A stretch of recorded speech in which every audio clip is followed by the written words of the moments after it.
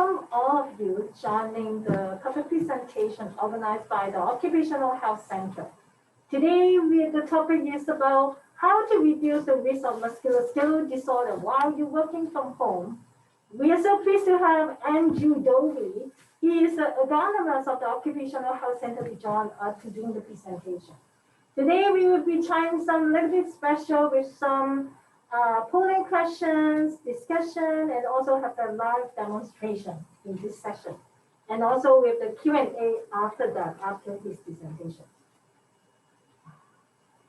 Of course. First of all, we would like to acknowledge that we are on the Treaty 1 territories. The traditional territories of the Anishinaabe, Greek, OG Greek, Dakota, and Native people, and the homeland of the Métis Nation. We respect the treaties that we were made on these territories, and we acknowledge that we are all treaty people. At the Occupational Health Center, we commit ourselves to a process of reconciliation with Indigenous communities. So how you participate in this session? The host is already mute and disabled your video for all the participants. Please keep your video off during the session if you can. To ask the question, please put your question in the chat box section on the right side of the screen. The presenter will try to answer them in order after this presentation. We may not be able to answer all the questions in the Q&A session. Will you please connect with us afterwards to follow up. This event is being recorded, and for viewing after, please look for our link to be sent later. The tools and documents on the webpage will be shared throughout that too. So now I would like to welcome Andrew to do the presentation for us. All right, great. Thank you, Tiffany. And to begin with, I am in a room with what we call our producer. So with all this virtual technology, we have someone in charge of chats and letting people in. And so because we're kind of close and I'll be blowing a lot of hot air, I'm wearing a mask. So hopefully my voice is coming through pretty good.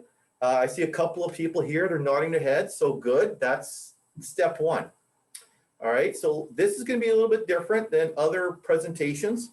And I'll probably start off with resources and where to get more right off the bat. But first, we are now located at 167 Sherbrooke. We moved in the summer, and we're now in a building along with Clinic, who's the owner of the building, and Cirque. So for those that are joining us from out of province or don't know us all that well, we used to be down on Broadway and Smith in Union Building. We've been around for 35 years. We're an occupational health center, which is funded by healthcare. So in a sense, our work is funded by healthcare, so we don't charge. We have all kinds of services, as in the pictures that are shown.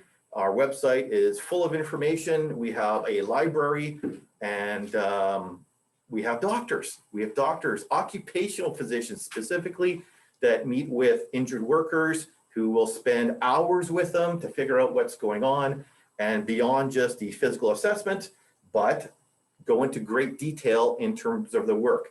And I have seen in my 20 plus years a great benefit for people, as opposed to your wrist hurt, what do you do? I use a keyboard and I enter information. That ends up being it mostly. Or our doctors are going to say, wait a minute, let's do some more in depth. Tell me how, show me, and they'll spend hours with you. So it really, really benefits people that way. All right, so I'm not going to get more into it. If you want more information, please contact us, and we'll be glad to talk your ear off. All right, so next slide, Tiffany. Actually, do you want to do the polling? No, let me set this up, then we'll do the polling. All right, as I said earlier, I'm going to do something a little different in the sense that there's plenty of resources out there that give overall big picture presentations on remote work, back from a year ago to, hey, where are we now? What's the lessons we've learned? All right, I'm actually going to go through case studies. I have 4 sets of workstations set up in this room, and I'm going to teach you the big basic stuff, but more specifically, I really want to go through the nuance and the little things. And I'm going to teach you at least a little bit how I do assessments, which you won't find in a checklist anywhere. Okay, so I really hope, well, that's what I'm going to do. Whether you like it or not, that's what I'm going to do. So I will real quick get into other resources for you that are webinars and presentations that I've seen that are pretty good. Other checklists that you can actually use for yourself at home or give out to, if you're a health and safety community representative or supervisor, these are fabulous resources to actually figure out what's going on. Also very important is the big picture stuff. Like, we can talk about ergonomics and what to do and how to do it, but if you don't have a system in place to deal with it, it gets very frustrating. So I'm going to share with you a little bit of our own telework policy, which we've been working on for 2 years now, even longer. And we actually got it finished last February before we were told to, hey, shut down, go home if you can. So there's some very important framework that actually you should have in place before you start jumping up and down and figuring out what to do to help workers in their own home remote work. Not just at home, but also your car is your remote workplace. Well, not so much the coffee shop anymore, but somewhere else. And then big word, risk management, but that's where it encompasses everything else, like the safety angle, the electrical safety. Because even though I'm going to talk about ergonomics, I'm not going to talk about home health and safety in terms of trip hazards and electrical safety, but there's more to it. And even the well-being part, the work-life balance. There's a lot of resources out there that I'll share with you that you can get. Okay, so now let's get into the polling. Just so I've never done this before, so I want to see how it works. Tiffany is starting some polling questions. All right, so what type of chair do you use at home? Would it be an office type of chair? Would it be a dining room chair, a wood chair, something you use as a kitchen chair? Or you don't use a chair, I use the couch. I like to stand, I use a treadmill. I actually seen that. Someone uses the treadmill to do all their work. Or D, all the above, because variety is best. Andrew, I do it all. Let's take a few minutes, not a few minutes. You got 10 seconds. Uh-oh, something's wrong, what's going on? She's relaunching. It's in progress. Okay, I see a countdown. No, answers are coming in. Very good. I will tell the results. I'm looking. Oh, we got 46 people on here. Very good. I'm nervous now. It's not Friday yet. Okay. 34, 44. Okay. There you go. Pretty good. So the idea is we got about a good half of you using some sort of actual office chair in your remote setting. Some dining chair, a few of them, we'll talk about that too. Some, hey, I'm on the bed and the couch, good. And all the above, that's the one. If this was a test, D's the answer. All right, so get your pens out right now. And I will say, write this one word down, variety. If a human being can do a variety of work in the day and generally over their career, generally speaking, they have less aches and pains. All right. Now, I didn't really do a bio of myself. I mean, for those that are actually out of province, you don't know who I am, but this is a small province. I've been around for over 20 plus years. My name is Andrew Dolhe. I'm a certified professional ergonomist, and I've been working here since 2002. Before that, I was with Workplace Safety and Health. Before that, Oshawa, Toronto, Cambridge, and where I grew up, Coniston, just outside of Sudbury. So my background is kind of that mining labor. That's where my filter is most of the time. But I also teach at Red River College. So actually it's been 18 years that I developed my own ergonomics course at Red River College, 40 hours. And now it's virtual. So that's a different learning experience for me to talk to a screen for 3 hours straight. But for those that who know me, I like to talk. So that's okay. So there it is. What I really want to share with you is my experiences. Okay, some of it is you'll get it out of an academic paper, you'll get it out of a textbook, but sometimes I'm going to say something that's just purely based on long-term experience. All right, maybe you'll agree with it, maybe you won't. So just write some information down. So there's your first key point is variety. So I like D. Okay, next question. Oh, that's you, right, Tiffany? Good. All right, what type of equipment do you use? A laptop only? Laptop with an external monitor and keyboard? a desktop computer with external devices. Maybe you just use a tablet or smartphone primarily. And then let's see, maybe you got some combination of that, but I got dual monitors or maybe 3 of them. So let's get an idea what's going on. I'm sure I missed some stuff, but.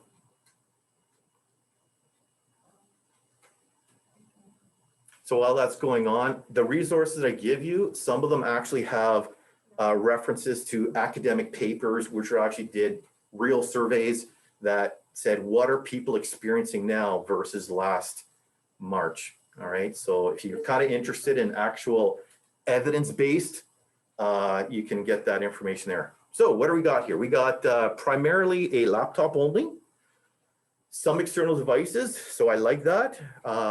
Desktop computer, external desks, some. I've had people say, Andrew, my employer's telling me I have to spend a week at home and a week in the office, and they're not supplying me with anything else, so I have to pick up my desktop, I have to pick up my monitor, put it in bags, and carry it out of the building, into my car, into my house, once a week, all right? The problem with that one, it wasn't so much the weight, it wasn't so much the bulkiness, it was the bag that they used had very long handles. So when they walked, it would actually touch the ground. So they had to shrug up. So you think about timing, duration, it's once a week, maybe twice a week, in and out.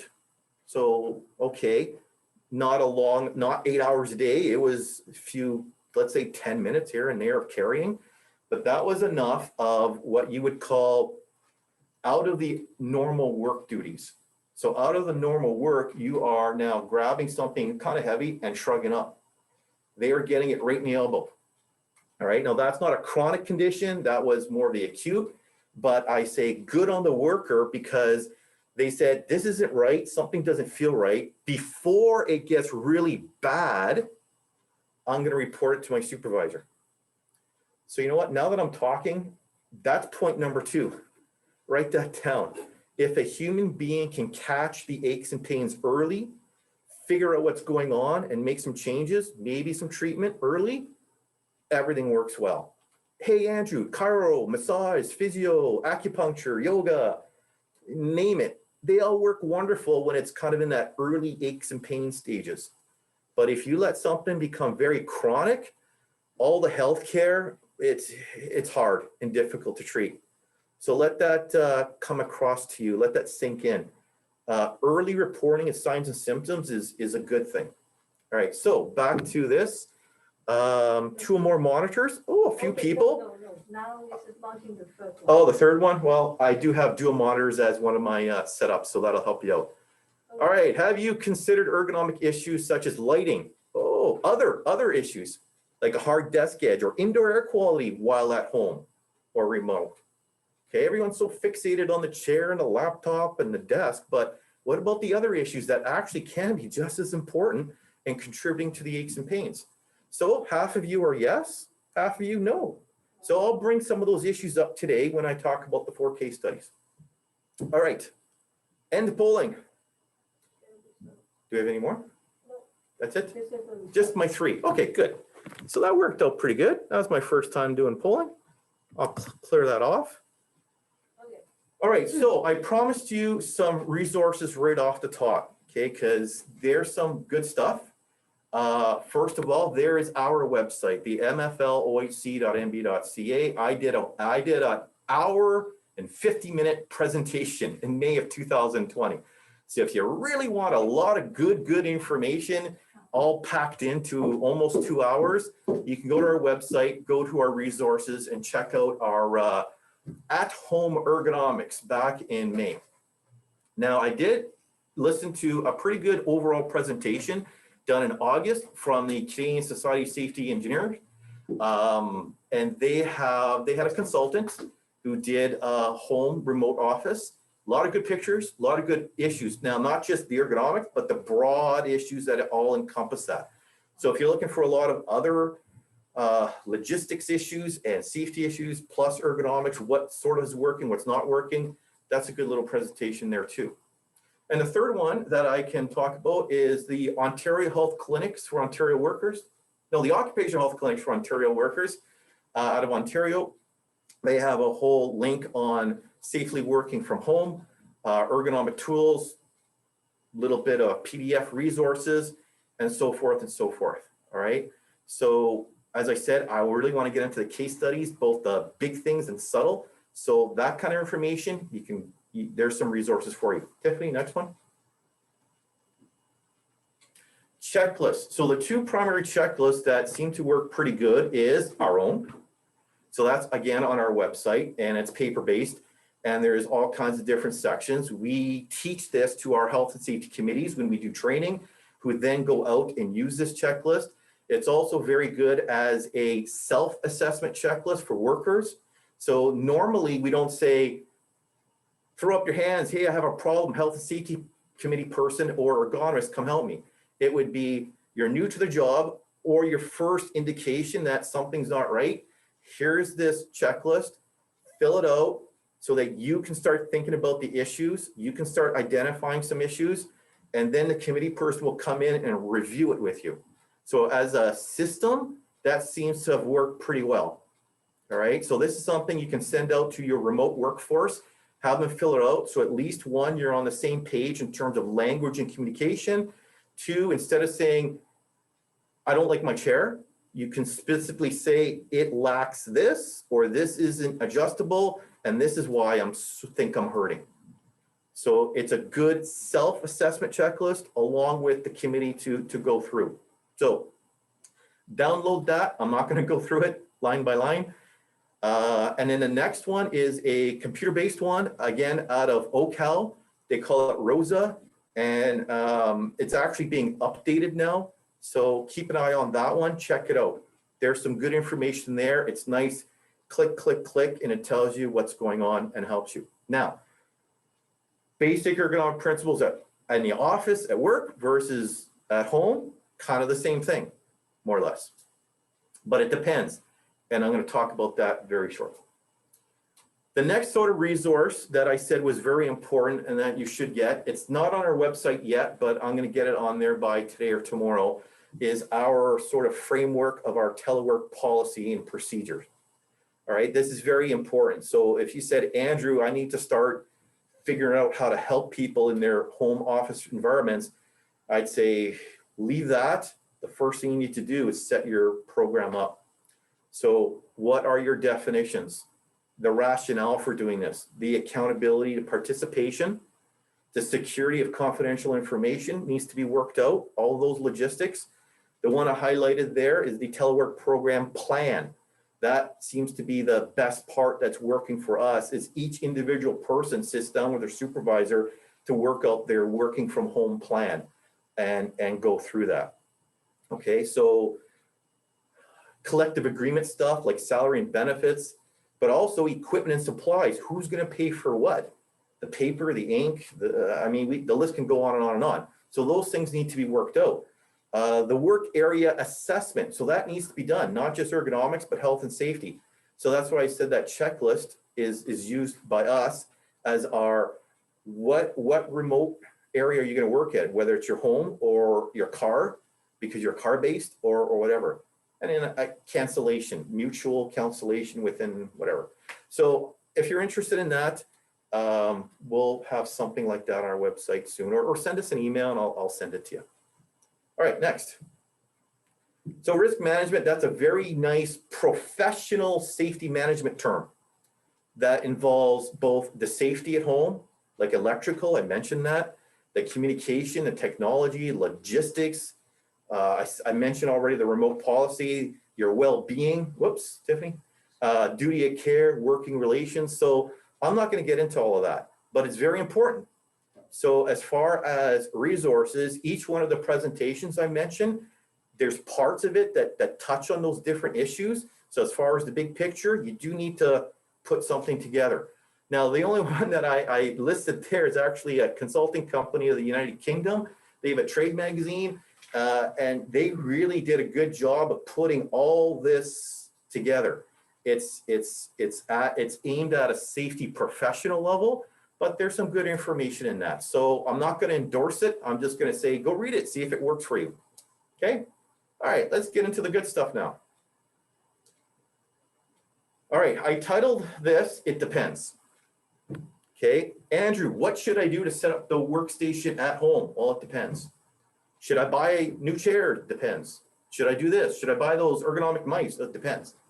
So when I get called out to do an office assessment, the first thing that I don't ask is, tell me where you're hurting. That's later. The first thing you ask is, tell me what you do.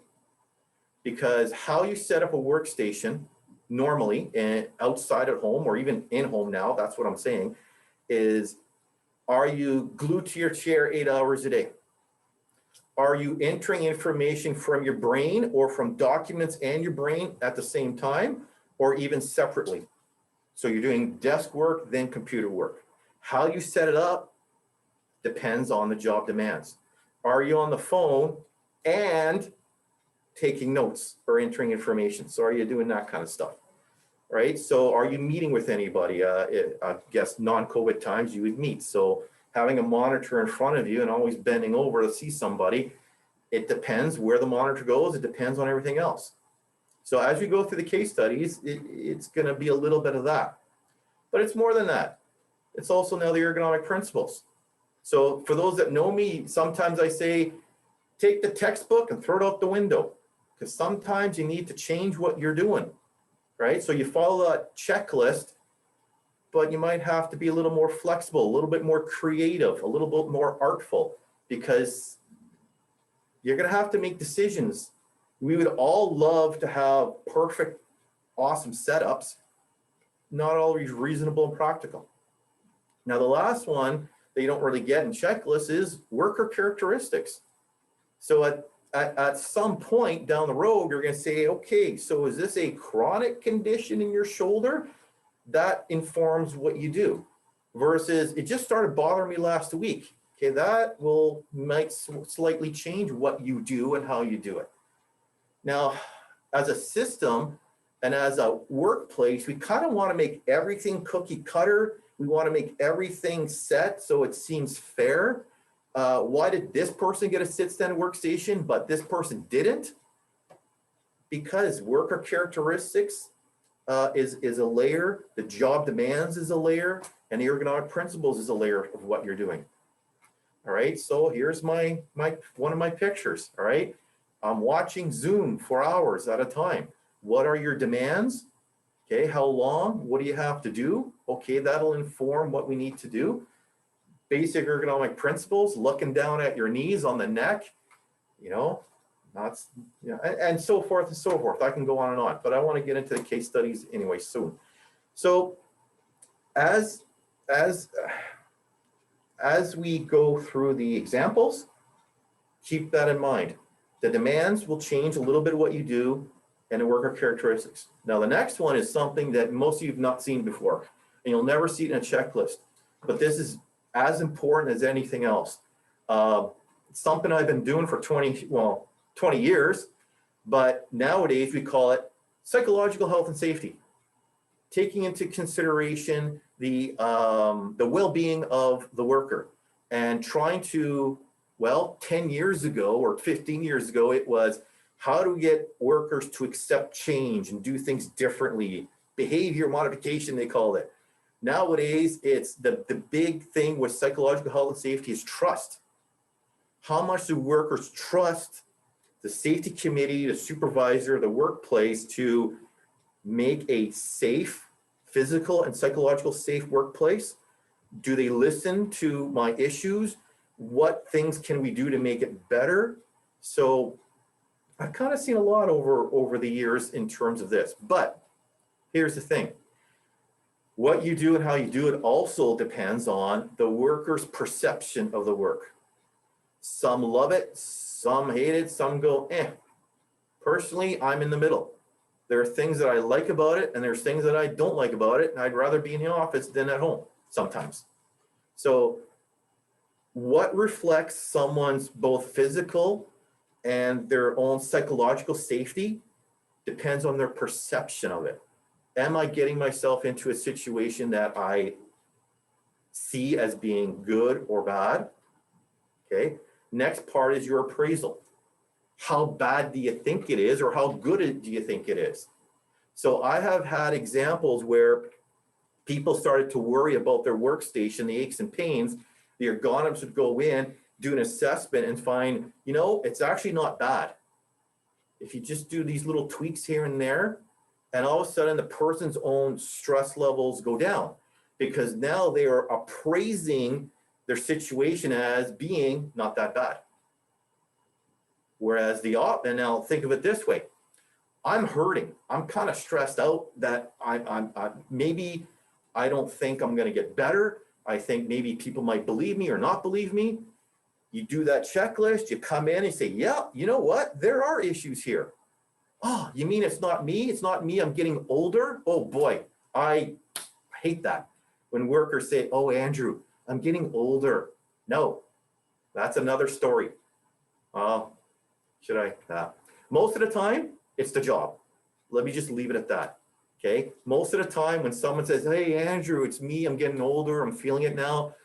I come, no, it's the job. Which also means when we make the job better, aches and pains go away. So it's not you, it's the job. Okay. So again, it goes both ways.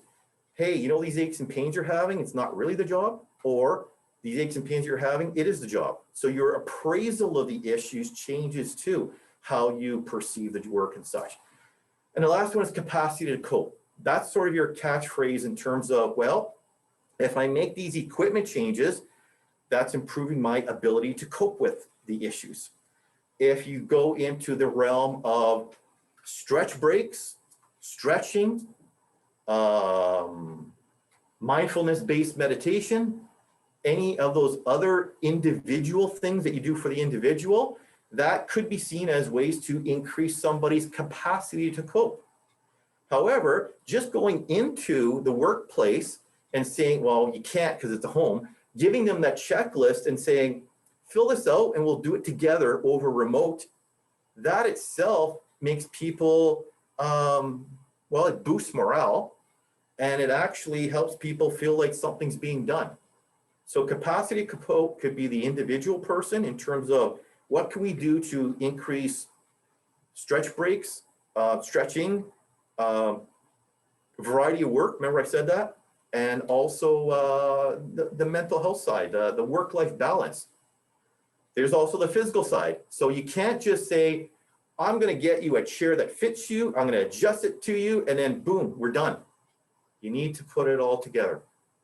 All right, so let's now get to the workstations, I think. Yeah, we'll do that later. Maybe back up one, or take it off me and grab the web camera, or get off the presentation and Tiffany, and then we will, I'll just escape out of that. Shut off your. What do you want to do? You want the thing. Oh, turn that off. Yeah, turn that off. We're going to that one now. Yeah. So we're switching. Yes. Okay. Set Yeah, up this one. here we go. Set that one first. Okay.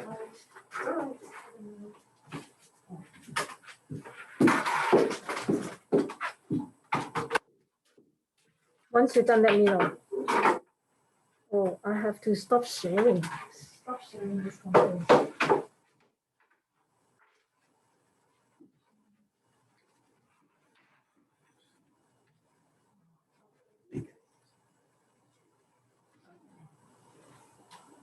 Yeah.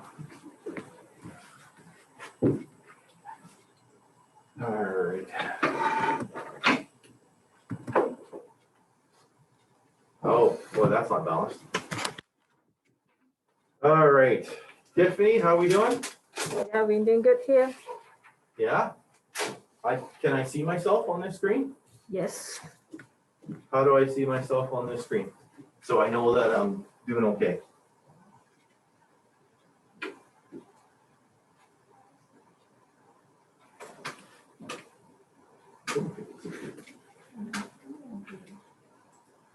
Are we sharing?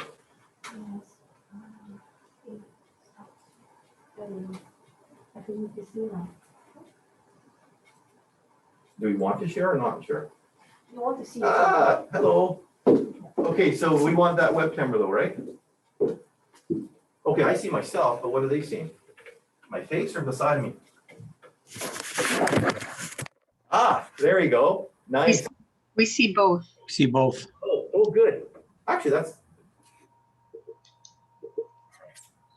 How's the hair? Yeah. I got my hair cut after 3 months. Yay. All right, so here we go. What I want to do is show you the basic things that most people with a little bit of training already know, but I also want to share with you some of the subtle little things. So what are we seeing over here? So in this workstation, what we have is a laptop propped up a bit, the external keyboard, external mouse, and kind of a decent office chair. And as the polling showed, some of you have this kind of stuff. All right, so boy, oh boy. Okay, I'm not going to go into a lot of the details of specifics, but let's just say job demands for all four are all day. Okay, it's not something where I check email and then I go off and I do something else. I'm stuck here, I'm glued here. So all the little things will show up. Okay, now on that point, I will say this, if you want to write something down, in all my life, it's never one thing that's linked to why someone is hurting. It's at least 6 to 8 little things that add up. Okay, so if I walk into your workstation and I found 6 to 8 little things that all add up, then I would go, yeah, you're hurting. But never do I see only 1 or 2 things and someone says, yes, I'm hurting. Now I have to preface that by saying I get called out when someone's in pain, right? No one calls me and says, hey, no one's in pain, come do office assessments for me, right? So I'll preface this by saying when I work with people that are in pain, whether it's their neck, shoulders, hands, toes, back, it's always 6 to 8 or more little things that add up. All right, so that's something interesting. All right, so in this case, the big things are, let's see, can you see? You start off with, I have a footrest and my knee is about the same height as my hip. So right off the top, that's good. Okay, that's the good thing, because if you're not sitting right, everything else is a mess and you can adjust anything else. It doesn't really work so much. So you want to make sure, just like the checklists say, whether you're at a workstation like this at home or not, make sure your sitting posture is pretty good. And on that note, the general rule of thumb, which sometimes is made to be broken, is to have the ear in line with the shoulder, in line with the hip. Okay, so most of you who have some experience can probably see that I'm leaning back too far. Okay, so again, when I see people that have aches and pains, they tend to be leaning back too far. And of course, when they reach for the keyboard or the mouse, the elbows are going forward and they're pulling back here. Now, academic research says, oh, the least amount of strain on your back is to be actually leaning back a bit. 100 instead of 90, 110, 120 degrees. Okay, true, but here's the problem. When you lean back like this, you don't really see the keyboard. How many of us are trained typers without seeing what we're doing? So what happens? Okay, so there you go, not so good. Whoops. There we go, not so good, because we need to see the keys, half of us. The other half, we'll see. So I tend to, and then when I say tend to, this is again my opinion and my experience, it's been, you got to be subtle. You don't want the backrest to push you forward, but you almost want to just be, oh, it catches me when I'm relaxed. It's a little too much. Okay, so that's a little subtle thing. It wasn't much, but that's a subtle thing that I find people tend to go, oh, I sit better. But that always goes back to the same thing of, as of now, my toes are on the floor. You can kind of barely see it, but my knee height is actually lower than my hip height. Now, again, you will see or read some academic papers that say knee lower than the hip is actually beneficial, but that's also leaning back a bit, and no one kind of if you're looking at a monitor, all I can say is, this is what I find helps. Okay, and again, job demands, ergonomic principles, worker characteristics. Sometimes this is the best posture for some people with herniated discs and so forth, and spondylosis and other things. So the little things is little bit straighter on the back, get you sitting up a little straighter, of course, the foot support, and off you go. Now, I do find people saying, I got my laptop up higher, Andrew. I know that my laptop shouldn't be down and looking down, but if you're going by the textbook, it's still too low. It's still too low. So when you start to look in time, you start to slouch. All right. So even this laptop on this monitor, even though you say, you know, the checklist will say, is your monitor some of it will say in eye line of sight. Some of it will say, is it higher up? So some people have said, hey, Andrew, my laptop's not on the desk, it's higher. I'm good, right? Well, no, that's not good enough. It actually does need to be, technically, for me, out there. So that much higher, okay? So here's the next part that I want to say is a little bit more subtle. All right, what can we see here, Tiffany? Can you bring the web camera focus on my arms, please? Oh, don't, you're gonna pull too far. All right, so that's not gonna work. Let's just see, let's see, can people, oh, that's not bad. Okay, that's my left hand. I'll come this way. F and J are the center keys of your keyboard. Here I go, I'm good. Now I gotta reach for the mouse. You got the cursor pad, then you got the number pad, and then you got your mouse. Okay. Most checklists say, is the mouse at the same level as your keyboard and as close as possible? That's about the extent of it. So there are people that say, Andrew, I got my mouse close to the keyboard, but my elbow, my wrist, my shoulder, still a little sore.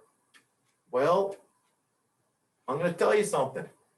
Working with your mouse on the right-hand side, it's okay for most people, but generally speaking, I'd rather teach everyone from age 2 all the way up to retirement age, mouse with your left. So logically, you got F and J, you got the cursors, you got the number pad, and then you got your mouse. You are going to be this. You will have the elbow out a bit, the shoulder will be out a bit, the wrist bent on the thumb side a bit. Now for most people, like I'm a right-handed mouser, but my job demands are not 8 hours a day of constant mouse work, right? And I don't have existing wrist, elbow, or shoulder issues. So for me and most people, mousing on the right-hand side, Andrew, what are you talking about?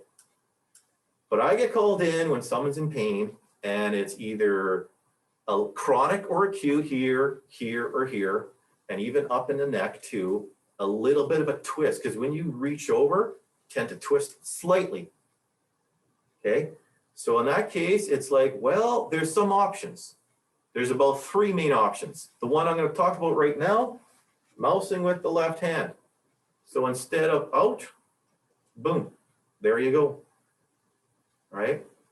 So that's logically an important thing to consider. That'll help a lot of people in many different ways. The practical side is 5-10 minutes in the morning with your mouse, then go back to your right. 5-10 minutes in the afternoon, before you get too frustrated, go back to your right. So there's the key right there, is to ask people to practice with their left as much as possible before they get too frustrated, all right? That is the best way for the brain to adapt and the muscles, and for people to successfully, within a week or two, get really good. Now, if you're thinking about a desk that has a phone, an adding machine, a stapler or something else that you use a stamper frequently, if you've got your keyboard, mouse, well, where's the phone? It's either over here or it's further away. So if you get that mouse on the left-hand side, what do you got now? A place to take notes, a place to pick up the phone, a place to do other equipment and stuff. Okay, so I'm really happy to have this opportunity to share this small but very important tip with you. It really makes a big difference. To even people with hip and back, you don't tend to twist as much as well. And of course, right hand, I'll show this here on this screen. Action menu. If you go over to the left hand, I'm going to be bending. So you have to go into your computer. You have to go to control panel settings and switch the left and right cursor so that your index finger is the action and your left is the menu. All right. So that's about it for this part. Of course, if you can see, at home, people can buy a wrist rest, or they can get one of those pool noodles and they cut part of it and it foams the edge. I'm going to talk a little bit about direct pressure in another workstation, but that's something else here that that can be considered. Okay. However, last part, this chair, even though it's called an ergonomic chair, is there such thing as an ergonomic chair? A chair that fits everybody? No. I have no idea why. Well, I do have an idea, but this chair is concave. There is a bit of a lumbar support here. I know it's a little dark. Tiffany can, there we go. Well, if you look top down, it's concave. So your back hits here, but when you go to the middle, there's nothing supporting you. So boom, you end up slouching. But I have an ergonomic chair. Why are you still complaining of back injuries? So you go through your checklist, plus you learn a few things. So now you could say temporarily, because I'm only going to be working from home for a couple of months. That's what everybody said last March. Now it's going on to a year. People would say, get a pillow, travel pillow, get a lumbar support, tape it, sew a cushion. There's people that are handy with, they sew a cushion on top and then it stays in place. Or you buy an actual chair that has a straighter, more improved backrest. So I don't know why in the 90s these were designed, but I see them everywhere. Okay, so that's something else to take note of. This next workstation is a little bit more quicker. I just wanted to go over I'll stop talking for a second. So as far as the demands here, it's going to give you some basic ideas for standing that I have seen where people go, I have a sit-stand workstation and I'm still hurting. Or by the way, my wrists are hurting now. So for those that are kind of new to ergonomics, remote work or standing, here's some basic tips and then some subtle things as well. Thanks, Tiffany. That works out. So first of all, as far as the demands go, in terms of whether these sit-stand workstations work or not, is how much work do I need? So I've worked with some paralegals that say, Andrew, and judges. I've worked, it's kind of a long story, but lots of judges, they say, I got my documents, got my reference, I got the things I'm working on. I need a space this big. So those systems that sit on the desk don't work so well, all right? So in some cases, they do, because I only need my keyboard, my mouse, and a notepad, and maybe one document. But for someone that has multiple documents, it doesn't work. So again, the idea of what's the job demands.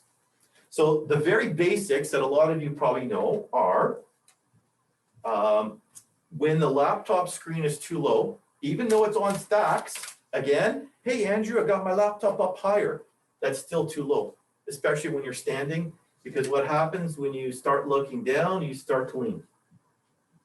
And when you lean, where does the weight go? On your knees, plus your wrists. So having the key, even the monitor, now if you tried to lift it up, I would say, can you see me pretty good here? That's also too low. That's too low. Okay, so when it's even, let's say, an inch or 10 centimeters, no, that's 4 inches, sorry. 2.5 centimeters, 1 inch, if it's that much low, in time, not right away, but in time, you'll start to lean. And then there's pressure on the wrists and there's weight on the knees. Supervisor, I still have headaches. My wrists are hurting now, and my knees and my back still hurt. But I bought you an expensive sit-stand workstation. So on that note, it's a piece of equipment. And in health and safety, workers must be trained on how to use equipment properly. So some quick tips. Monitor, definitely at eye line of sight. Okay, you don't want to be looking down. Next, even though this for me is a decent height, it's actually a little too low. There is a little bit of a bend in my wrist, and there's a little bit of the forearm going down. That's actually not bad most of the time, but if you're going to stand for hours, guess what? You tend to lean. This hands down just a little bit too subtle. It'll pull here and you'll start to go down. Then as I'll exaggerate, but as you lean, again, knees, my back still hurts, and I'm putting weight in my hands. So keyboard height, monitor height, super critical. The next thing is, what happens when people stand feet shoulder width apart too long? They lean. The body tends to go forward or back on my hip. So Andrew, why is my hip sore? Or my back still hurts. Boy, I spent all this money. What's wrong with you? It's the equipment. So what do you know about standing for long periods of time? 1 foot up if you can. If you can. All right, putting 1 foot up at a time, changing it. What's that V word again? Variety. So changing posture, that's what we want. Okay, and what else do I have here? If you have no place, if you feel that, again, in this case, the laptop is on these packages on this cart. It's actually a little bit away, and my knee hurts on my knee bangs, clearance. You would want to bring this closer. You'd want to get a book or a binder or anything, or a yoga mat or a yoga block if you have it. And there you go. Actually, this is to me a lot more comfortable. It's again subtle. You don't need your leg up that high. A footrest you use for your sitting is good enough for your standing. So subtle changes. Now I've had people get cardboard to stand on when they're standing on too long to help with their feet. And I say, why are you wearing, proper footwear? That's what I wanted to say. You're still wearing dress shoes while at home, and I'm looking at the remote. We're doing a remote assessment and say, you're at home. Why are you not in running shoes or something soft and cushy? Oh, Andrew, I got dressed up because I knew I was going to be on screen today. Well, standing in, what's the worst thing to stand in? High heels, right? But hard dress shoes. We don't want that either. So proper footwear, because if your knees hurt, guess what? Your back's going to hurt. If your feet, knees, hips hurt, your back's going to hurt. So there we go. And the last thing here I want to point out with lighting. I see a lot of lighting that is shown either onto the screen, creating a little bit of glare or a little bit of the eye strain, or it's shown in such a way that it's coming into your eyes. So again, a lot of people think of chairs, monitors, and keyboards, mice, but I said indoor air quality. If it's super dry in your office or at home, you're going to squint, right? So whether you get a bowl of water and put it in your room so that it evaporates as much as possible. We live in a very dry, cold environment. The heat is constantly going. It's almost impossible to get to 40% in your homes or an office and building. So be careful of that as an other issue. So in this case, what does the CSA standard say for desk light? Shine it away from your monitor. All right, so little subtle things like that I find very helpful. Okay, so the next one, I'm going to focus more on the monitors, the dual monitors, and I got this wooden chair. How are we doing, Tiffany, for viewing? All right, I'll turn this. I'm going to slide this to the side a little bit. So you can see I got my wood chair. I got, so here's the first thing. This is a biggie for lots, is the height of the desk. Whether it's a kitchen chair or you actually have a desk, here I am, nice and relaxed, and I'm sitting too low. So what do people do? Oh, it's only an inch or a bit, so I'll just get my hands up here. So when you start to see the hands a little higher than the elbow, couple things happen. One, you start to shrug. So multiply that by 2, 3, 4, 8 hours, and this will get tight. So it's not so much pain, injury, it's just this will get nice and tight, and you'll be grumpy at the end of the day, that's for sure. The other thing is, what do you like to call it? Direct pressure, mechanical compression, contact stress, they all mean the same thing. Leading your soft part of your body, let's say your wrist, on a hard, sharp edge. Do that long enough, resting on it, leaning on it, or rubbing it, and you will cut off blood flow and irritate a nerve, and you get numbness, tingling in your fingers. Okay? So, as far as my experience, I've seen that a lot. Okay? The next thing I want to focus on is the dual monitors. And people say, hey, Andrew, textbook says monitor is arm length away. Well, that's about arm length away. The thing is, these suckers are so wide now that your viewing angle is too much to the right and left. There's way too much of it. So even though checklists kind of say, center your monitors, get the right height, not a lot of them recently are talking about subtle things like even the software that goes on it. I'll get to that in a second. So the general idea is you want to be centered, and what I'm doing here is I'm pushing it as far away as possible.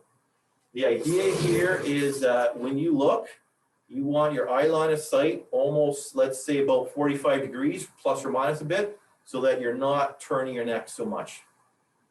Okay, because when you're not, when it's closer, you end up doing too much of this. All right, so for those that are using dual monitors, yes, the height, but the distance. Now with that comes font. Even when you have a monitor, let's say a single monitor, nice distance away, it's always set to default small. So if you can set your font bigger, it really makes a difference. Even people that say, my eyes are good, it really helps out to keep away from that slouch. Okay. And the last little point about that would be, let's take software email.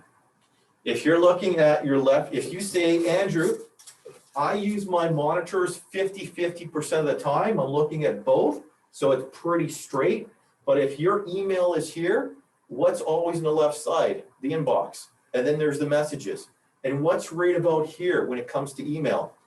White space. Maybe a calendar, but usually it's dead white space. So what's right here? That's your perfect viewing angle. Where's your inbox? Over here.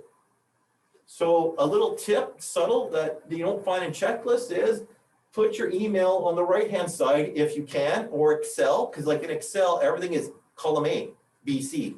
You don't start at column K. So whether it's Excel or email, if you can put that on the right-hand side so that most of your work is here, or I've had people shrink and minimize it, so they actually pull the software more to the middle. So very far left, that's your dead space. That's the stuff you're looking at very little. Okay, so I also said to you, there's other options besides mousing with your left hand. So here we go, a keyboard without a number pad. So again, what's one of the first questions I ask? What's your job demands? So one of the first questions before you even ask where you're hurting, it's, do you use your number pad? No, Andrew, I never touched the thing. Well, very cheaply, you can get a keyboard without a number pad. So now your mouse goes from here to here. It seems like a subtle change, but boy, can that ever make a big difference, especially if you have any kind of aches and pains in your neck, shoulder, and hand. So very quickly, that's it. Now, as far as the wood chair goes, you know, I've had people say, hey, Andrew, I'm working from home only 1 day a week. I can get by with it, or it's only going to be for 3 months, and then this COVID's going to be gone by last summer. So I don't need my company to buy a special chair. Now, as an ergonomist, a good chair is what you want. So I'm not going to, you know, I've had people get the foam blocks to add height and to add cushion, or I'll put it this way, and a gel seat, a Canadian Tire, there you go. I'm higher, so you get rid of that contact stress. To me, that's more important. Yes, people will say, oh, I'm sitting on a piece of wood or a metal chair, but that rubbing is the big thing that I want to get away from. So if you can add some height, so you're up a little bit higher, wonderful. Long term, as an ergonomist, I'm not going to recommend that. You need to figure out with your workplace some sort of logistics where you take your office chair with you, or they have a budget where you can actually buy a proper chair, and so forth and so forth. All right, so the last one is the good old couch / bed / whatever, watching Zoom, participating on Zoom. So you spend hours, we all have Zoom fatigue now as the latest thing people are talking about. So you can, I'm okay if you cross your legs for a few minutes here and there. That's called what again? What's that V word? Variety. So cross your legs, that's fine. Just don't do it for 8 hours. But here's the thing I get with people that kind of sit like this. They're taking notes and they're reaching across. Now, for some people, I have found that they're very aware of their body posture. They're very aware of what they're doing. And then there's some people that aren't. They say, hey, Andrew, I called you in because my left hip is really sore. You know, the physio says this. They recommend an ergonomic assessment. I need to do more exercise and stretching, but my left hip hurts. So whether it's a desk at an office, you have your computer monitor, for some reason, reaching to the left to do writing, well, you're putting the pressure on the left. So like I said, some people are very aware of their posture and what they're doing. Some people aren't. So with that checklist that I mentioned, it helps people figure things out on their own that way. So in this case, no, this is pretty cheap solution. That way it's up a little bit higher. And if you needed to actually do writing, that's a better posture than this. And even if you come over to here, when you're relaxed in the shoulder, so it's going to be up, it's going to be out. And what's this? My elbow on this edge. So there are people that get that ulnar nerve, the funny bone entrapment or irritation. Okay, and then there's my rotator cuff tendinosis. Maybe some of you have never even heard of that. There's tendinitis and tendinosis. So doing this for 5-10 minutes, fine. Doing it for hours, day in and day out, like we've been doing now for all these this year and continuing. So there we go. There's a cheap little fix. It keeps your spine straighter. You can take your notes. You can watch your tablet. I've seen tablet stands. This is good, Tiffany. I'm almost done. So there's your tablet stands that hold tablets while you're doing your work. Basically, in a nutshell, there you go. Because what I've seen is, obviously the beds where you're kind of sitting in a bed doing work, like my teenage daughter, and I'm like, oh, you're gonna wreck your body. But oh well, teenagers don't listen to me, or daughters don't listen to daddies very much. So in this case, it's variety, and in this particular case study, it was someone that spent way too long sitting in one posture way too long. So we need to break that up. Pretty easy, pretty subtle, but that's the main point. Okay, so there is some time for questions and answers because I'm pretty much well done. There's a couple of pictures I wanted to show you based on these case studies. And we are having, am I still talking? Let that switch back to my presentation. Hold on. Where are we at here, Tiffany? Then that would be Share screen or, there you go. Okay, and then do I share screen for my presentation? I do. You do? Okay, thank you. Do that. Well, good. We'll still have 5-10 minutes for questions.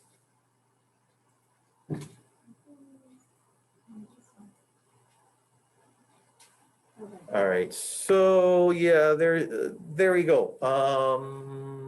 Anything interesting in that? No, mention that. We got that, fixed that. Oh, the bottom picture. There we go. You can see that this person, we talked with these nursing students that we have doing an internship here, and they're saying, well, what, can I stand besides holding the tablet or anything like that? So they flip the chair around. Maybe you can do this. They added the photocopy paper as a place to change their posture, put 1 foot up. They had 11 by 17 pages of photocopy paper as they're doing their writing. And they had a monitor stand to hold it up a little bit higher. All right, so variety, great. Take into consideration the person's posture, take into consideration the working demands and all the other stuff. So that's it. I kind of rushed it, but hey, there's your hour.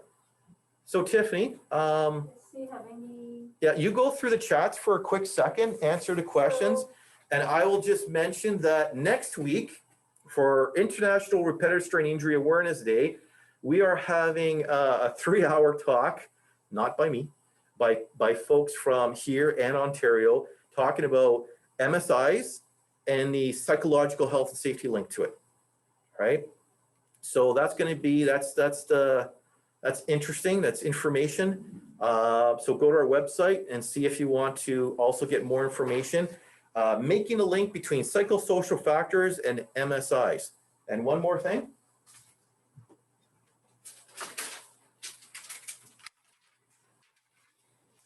On our website, we do have resources for you to learn more about ergonomics. This is a before and after case study book done a number of years ago, Safe Work for an Aging Workforce. So specifically, we're looking at older workers and the issues they're having and what it was all about.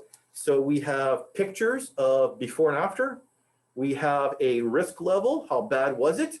And we had how did we assess it, plus benefits. What did it cost to make these improvements and what sort of short-term benefits did we see? All right, and there's many different workplaces, many different issues, and that's why at the end of the day, I say it's not you, it's the job, because at the end of the day, it was the job that had the issues and that's what we needed to fix.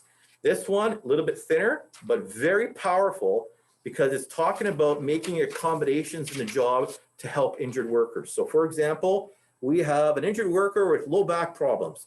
Here's your 3 key principles to go by, plus a whole bunch of ideas for sitting work, standing work, reaching, stooping, man material handling, jarring motions, vibration. And so we have backs, hands, necks, legs, and so forth. So you can get that off our website for anybody that's interested. Okay, Tiffany, let's do questions. So, questions about any stretching you could recommend for about 5 minutes break. Okay, so really quick, I don't teach stretches, but the principles are very good because what does stretching do? If you're focused on your job and then you go, oh, time to do stretching, what are you doing? You're getting away from it, you're relaxing, and then you're getting back into your job or you're doing some actual movement. So to me as an ergonomist, you're breaking up the job and you're adding variety. So yes, I will advocate for stretching just on that. Now, bonus, I make a joke. I say they're not stretches, they're tension releasing exercises because that's kind of what you're doing. In the beginning of the day, you want to get the blood flow going and warm up. That's what athletes do.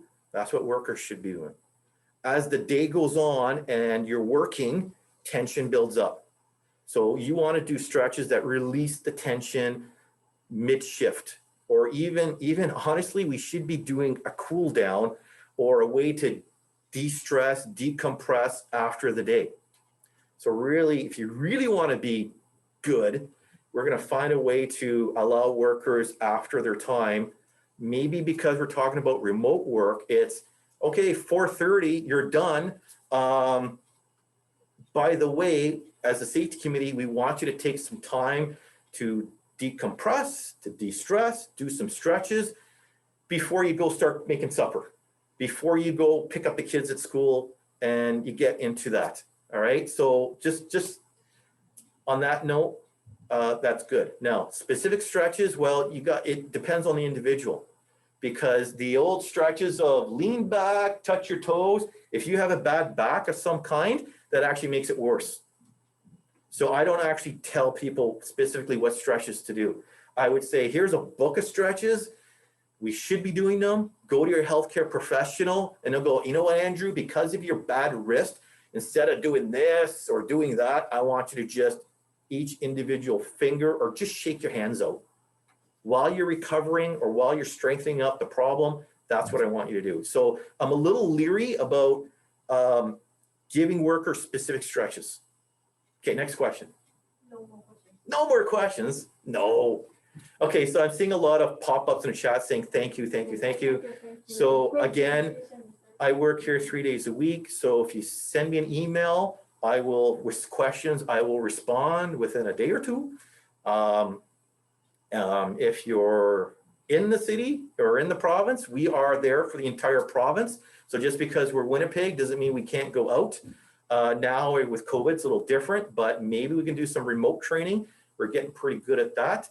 And off you go. Any more things, Tiffany? Okay, this is one more question. Okay. What if you already have a chronic condition? Are there other things to look at or checklist to look at? Specific checklists, no. But this is where you really want to work with a person with competence. So whether it's knowledge, education, or experience, or background training to work with you, because that's where, you know, ergonomics is kind of like setting it up for the working population. This is a little bit more of setting it up specifically to you. So this is where sometimes a textbook gets thrown out the window because we need to make adjustments that way. So I want to leave you with this thing. Be open-minded. So be very reflective of, let's say, new kinds of special ergonomic mouse. Ooh, the latest thing. But I want you to be critical in the sense that, does that make sense with ergonomic principles? All right, so I mean, we can give lots of talks on those exercise balls. Oh, I see something interesting, but then again, well, wait a minute. All right, the vertical mics, you know, you ever see those? Generally speaking, I like them. It makes sense. You kind of go into a handshake posture, takes a little bit of tension off the elbow. But what I see is, how do you use it? So people who still have a small space to move the mouse, and it wrecks their wrist because they're always going backwards with it. They're moving it this way, or it's a small little motion. So whether you have a standard mouse or a vertical mouse or a roller mouse, you kind of want to use more of your arm, little bit of your elbow, little bit of your wrist. That's the best way. So you need good space to move that mouse. So there you go. That's the key. All right. As opposed to, so I like a vertical mouse, but in the wrong situation, it'll make it worse. So please kind of learn ergonomic principles, be open to new things and new equipment, but be critical enough to say, does this actually work? So to that person's specific question, there are no specific checklists that deal with specific injuries. You should kind of consult with someone who can work with you one-on-one. Okay, no more questions. No more questions. Okay. We're just a little over time. That's actually not bad. Yeah. So thank you, everyone. Maybe I'll see you next week. I'm not presenting, but we have some really good stuff next week with our RSI day. All right, so we shut it down.